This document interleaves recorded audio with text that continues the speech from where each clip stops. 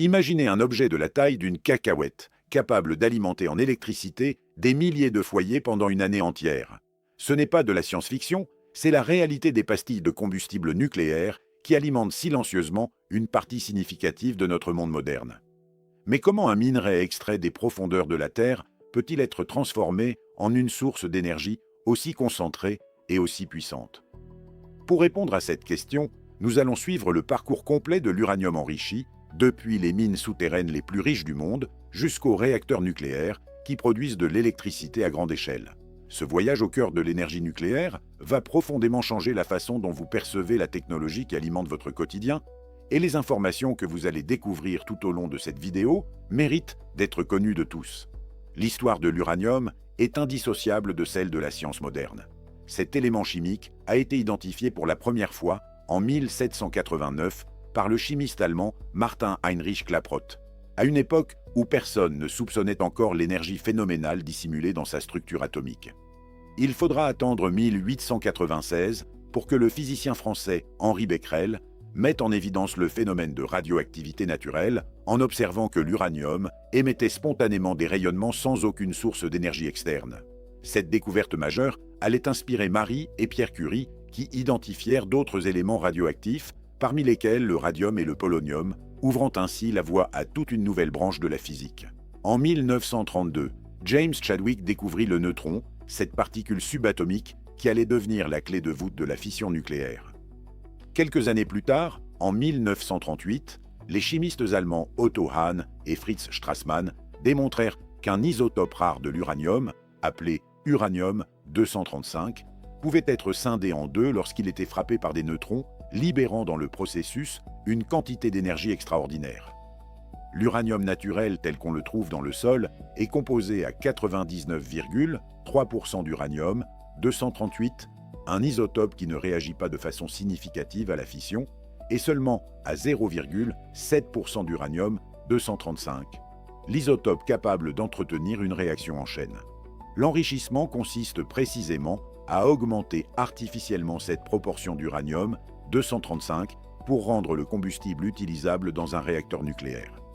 Durant la Seconde Guerre mondiale, le projet Manhattan réunit les plus grands esprits scientifiques de l'époque sous la direction de figures comme Enrico Fermi et Robert Oppenheimer, avec pour objectif de maîtriser les techniques d'enrichissement de l'uranium. Les méthodes développées à cette époque, notamment la diffusion gazeuse et les centrifugeuses à haute vitesse, posèrent les fondations technologiques de toute l'industrie nucléaire civile qui allait suivre. Pour une utilisation dans les centrales électriques, l'uranium doit être enrichi jusqu'à une concentration comprise entre 3 et 5% d'uranium-235. L'uranium de qualité militaire, lui, nécessite un enrichissement supérieur à 90%, ce qui explique pourquoi la surveillance internationale de la prolifération nucléaire reste un enjeu géopolitique majeur de notre époque. Aujourd'hui, l'énergie nucléaire produit environ 10% de l'électricité mondiale grâce à des réacteurs alimentés par cet uranium enrichi. Tout commence sous la surface de la Terre. Des pays comme l'Australie, le Kazakhstan et le Canada concentrent à eux seuls plus de 60% de la production mondiale d'uranium. Le minerai d'uranium, principalement contenu dans une roche appelée uraninite, se trouve habituellement à des concentrations comprises entre 0,1 et 2%. Mais dans la province canadienne de Saskatchewan se trouve le gisement d'uranium le plus riche de la planète, où les concentrations peuvent dépasser 20%, soit jusqu'à 100 fois supérieures à la moyenne mondiale. La difficulté majeure de ce site tient à ce qui se trouve au-dessus du minerai, une épaisse couche de grès entièrement saturée d'eau souterraine. Pour extraire l'uranium sans provoquer d'inondation, les ingénieurs ont recours à une technique appelée congélation artificielle du sol. Des foreuses avec des embouts très résistants percent la roche pour installer des tuyaux. Ces tuyaux transportent un liquide très froid, une saumure de chlorure de calcium, à environ à moins 30 degrés Celsius pour refroidir la zone.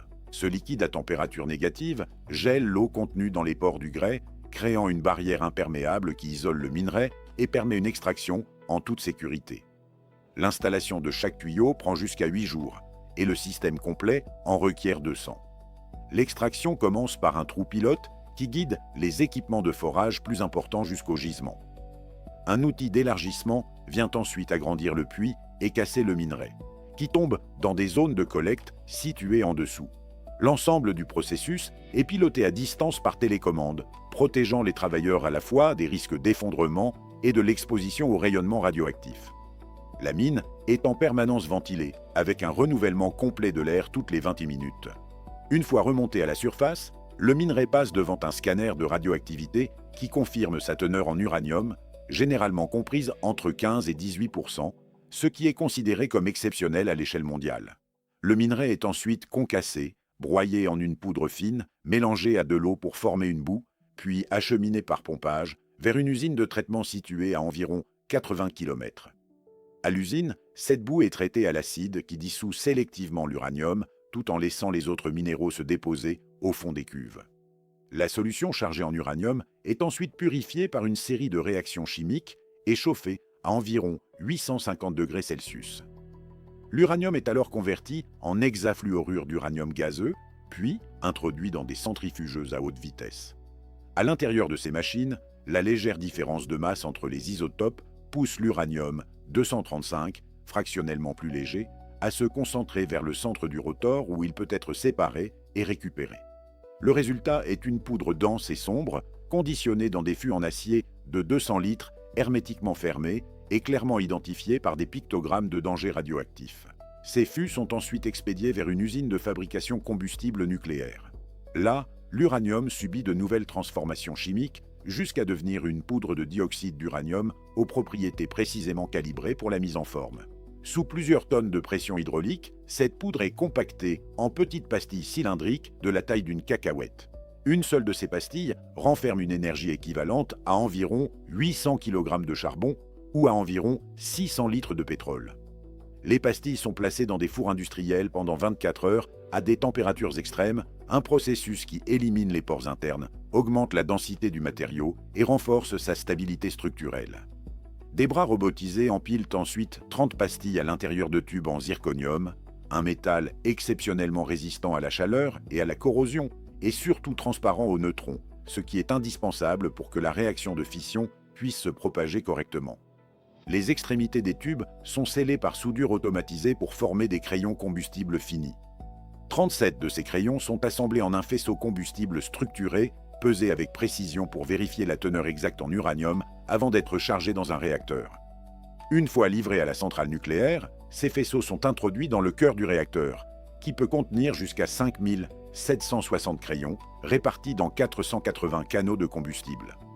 La fission commence lorsque des neutrons entrent en collision avec des atomes d'uranium-235, les divisant et libérant à la fois une énergie considérable et de nouveaux neutrons qui vont à leur tour frapper d'autres atomes.